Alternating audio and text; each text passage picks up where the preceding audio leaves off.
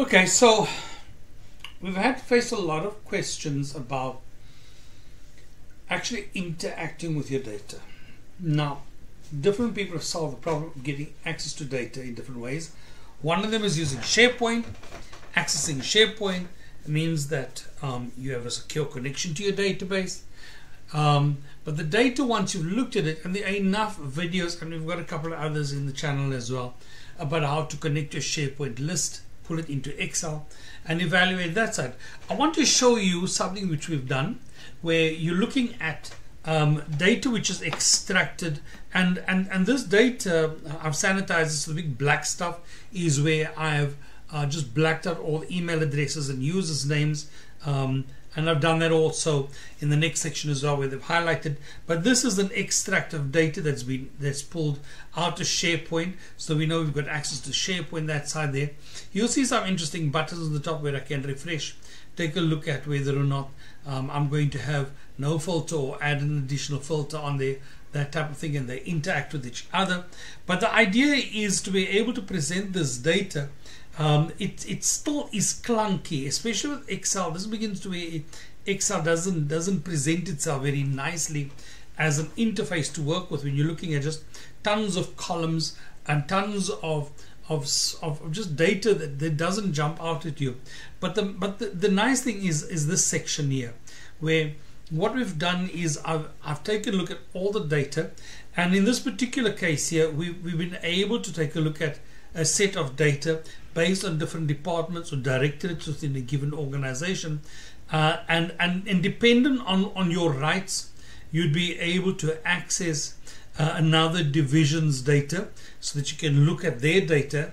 And what this does is it quickly be able to summarize, if you've got rights for it, then you'd be able to log in on another environment, extract the data from SQL Server, and we've done a comparison here of SQL Server and SharePoint, bringing the data from two separate sources back into a single environment, so the person can make use of it within that space.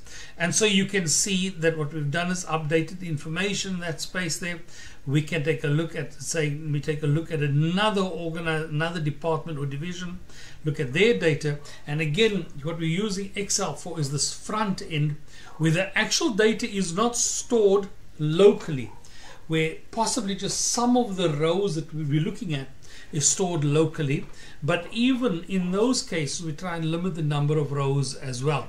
And in this particular case, what you're looking at is a spreadsheet that is extracting data from SharePoint, from SQL Server, doing a comparison, doing some transformation, and then presenting it on the screen.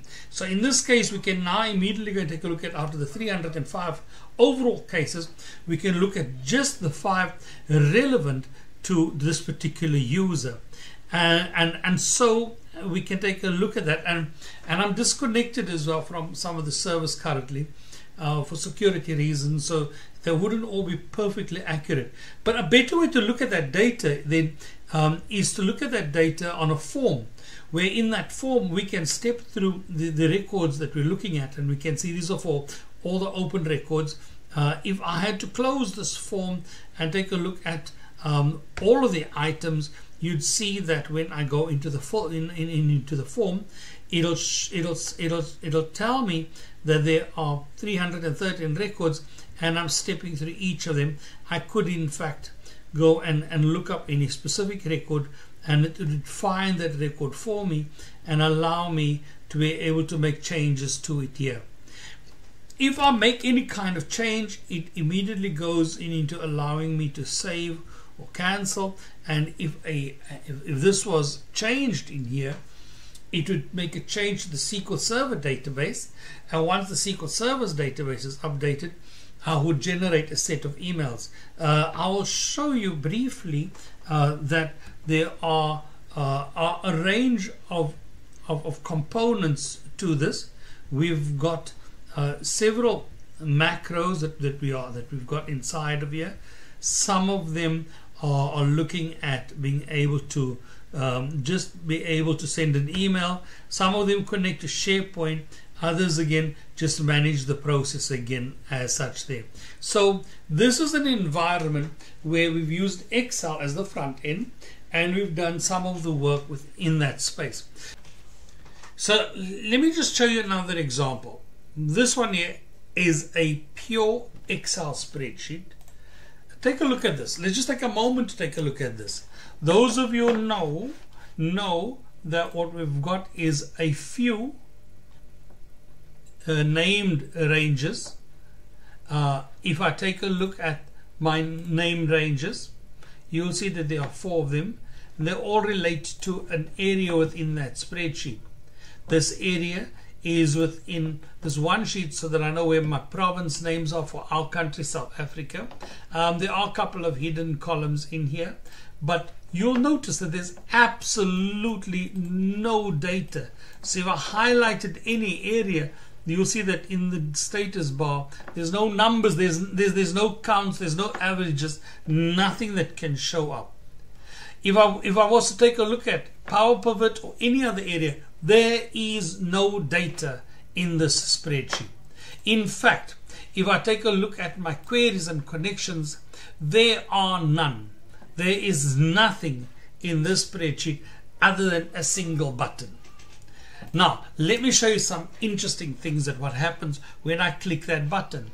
That button exposes to me data which is obviously not in the spreadsheet. Data which is obviously not in Excel, obviously is not hidden in any way inside of Excel. Now, just for your information, the data which is sitting inside of here was moved from a Microsoft Access Northwind template database over into SQL Server, sitting hosted on a virtual machine, hosted in one of our hosted servers in the cloud. But this environment, as you can see it in here, allows me to be able to double click on an order, take a look at the contents of it. It allows me to be able to search for a given client, and it is, I will share with you the database that sits behind this. The database that sits behind that is a database which is called, amazingly enough, Northwind. And so there we have all of the companies of Northwind, and all of the things under Northwind allows me to be able to put the rules in under Northwind that one would have for an enterprise. So all the rules, all the stored procedures operate as one would expect from SQL Server, but you're interfacing with them from within Excel. And let's just take a look at the behind the scenes. Let's lift up the hood and take a look at what's happening underneath. So underneath this is a very typical Microsoft Visual Studio interface that says, here are my forms, I can access information as I want to from here, I can work with the various forms. When I double click on this, it shows me the forms initialization, and I have got standard things. Also pay attention that when logging in, I do not store the login anywhere. I have a login page, and that login page would use either your database username or your Windows AD account, and then once it does that, you've connected to that environment. So let's let's go back but for a second, and let's talk about what this means. What this means is that if you were to be using SQL Server Express, bear in mind that it has a few limitations which are easy to manage. The limitations of SQL Server Express in any event exceeds the minimum requirements of Excel to operate. You've got a 10 gig database structure that you can work with. If you've got multiple users and you've shared SQL Server Express from an enterprise point of view at departmental level or at company-wide level, you could function perfectly at no cost. In fact, what is interesting is that SQL Server Express runs on Linux. So you could have an extremely low cost enterprise class solution that you've developed using Linux as a backend, Ubuntu, any of the flavors that you prefer. You could have Linux as a backend. You could have Excel. On your total cost is around about the cost of getting Excel, whichever is the cheapest way you want to do that. Office 365 bundles in a whole range of other tools as well that allows you to be able to also get Excel as part of it at an exceptionally low cost per user per month. It means that when you're reading the VBA code, it's readable, and it means that you've got an enterprise class solution with just these two things, SQL Server and Excel. This is part of a course that we do teach. It's a part of an entire data science sets of conversations. But it is one of the areas that I find is the least discussed. We always try to use Excel to hook out the data, pull it back into table formats, and using Excel to be able to do a database job, which is not what it's designed for, as opposed to using it to be able to handle your business intelligence, to predictive analysis. It's designed to do regression analysis. It's designed to do some of the stats work that you're wanting to labor over. It's designed to be able to get better performance. If you're using a SharePoint document library to be able to load the Excel spreadsheet on, then people can be able to have access to the latest version at any point in time whenever they use it. It means that there's anything that you do inside of the spreadsheet removes all of the reasons why one prevents people from developing solutions inside of Excel, because there are no formulas, all the data validation is not being done by Excel, it's being done by SQL Server. You have the full value of SQL Server sitting at the back end, and you've got the ease of being able to develop the front end that has been missing from every other product so far for me. And I'm talking about the fact that when we had started using front page to design your websites, and then it went missing. And then when we had SharePoint Designer being able to drag and drop components to do a WYSIWYG type of development thing, and that was ripped out. And then you've got to go over to a range of other things to be able to get your development working done.